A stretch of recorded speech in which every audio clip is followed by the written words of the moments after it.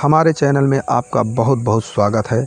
आज हम बात करेंगे भारतीय संविधान के अनुच्छेद 356 यानी आर्टिकल 356 राष्ट्रपति शासन के विषय में। ये कब क्यों कैसे लागू होता है, आइए जानते हैं। राष्ट्रपति शासन या केंद्रीय शासन भारत में शासन के संदर्भ में उस समय प्रयोग किया जाने वाला एक परिभाषित शब्द है जब किसी राज्य सरकार को भंग या निलंबित कर दिया जाता है और राज्य प्रत्यक्ष संघीय शासन के अधीन आ जाता है। भारत के संविधान का अनुच्छेद 356 केंद्र की संघीय सरकार को राज्य में संवैधानिक तंत्र की विफलता या संविधान के स्पष्ट उल्लंघन की दशा में उस राज्य का वर्तमान सरकार को बर्खास्त कर राज्य में राष्ट्रपति शासन लागू करने का अधिकार देता है।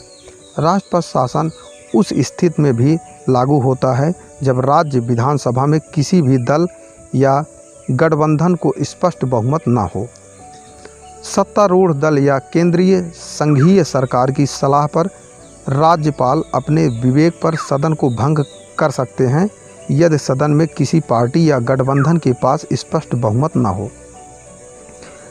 राज्यपाल सदन को 6 महीने की अवधि के लिए निलंबित अवस्था में रख सकते हैं। 6 महीने के बाद यदि फिर कोई स्पष्ट बहुमत प्राप्त न हो तो उस दशा में पुनः चुनाव आयोजित किए जा सकते हैं।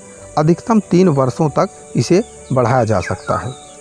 इसे राष्ट्रपति शासन इसलिए कहा जाता है क्योंकि इसके द्वारा राज्य का नियंत्रण बजाय एक निर्वाचित मुख्यमंत्री के सीधे भारत के राष्ट्रपति के अधीन आ जाता है। लेकिन प्रशासन की दृष्टि से राज्य के राज्यपाल को केंद्रीय सरकार द्वारा कार्यकारी अधिकार प्रदान किए जाते हैं। प्रशासनिक मदद के लिए राज्यपाल आमतौर पर सलाहकारों की नियुक्ति करता है जो आमतौर पर सेवानिवृत्त सिविल सेवक होते हैं। आमतौर पर इस स्थिति में राज्य में केंद्र में सत्तारूढ़ पार्टी की नीतियों का अनुसरण होता है।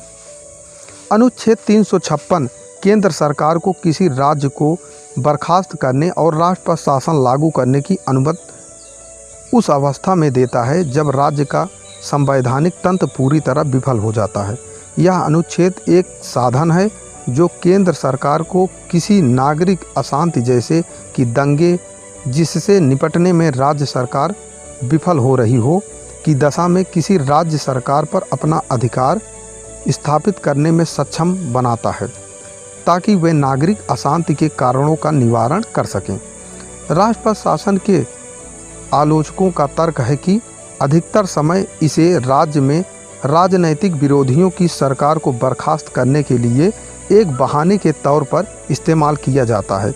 इसलिए इसे कुछ लोगों के द्वारा इसे संघीय राज्य व्यवस्था के लिए खतरे के रूप में भी देखा जाता है। 1950 में भारतीय संविधान के लागू होने के बाद से केंद्र सरकार द्वारा इसका प्रयोग 100 से भी अधिक बार किया जा चुका है। अनुच्छेद को पहली बार 31 जुलाई 1957 को विमोचन समारोह के दौरान लोकतांत्रिक तरीके से चुनी गई पंजाब की कम्युनिस्ट सरकार बर्खास्त करने के लिए किया गया था। बाबरी विध्वंस के बाद उत्तर प्रदेश की भाजपा सरकार की राज्य सरकार को भी बर्खास्त किया गया था।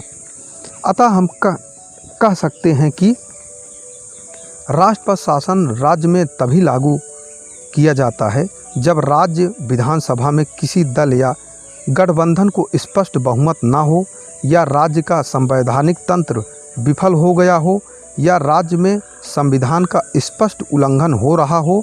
इन्हीं दशाओं में राज्य में राष्ट्रपति शासन लागू किया जाता है।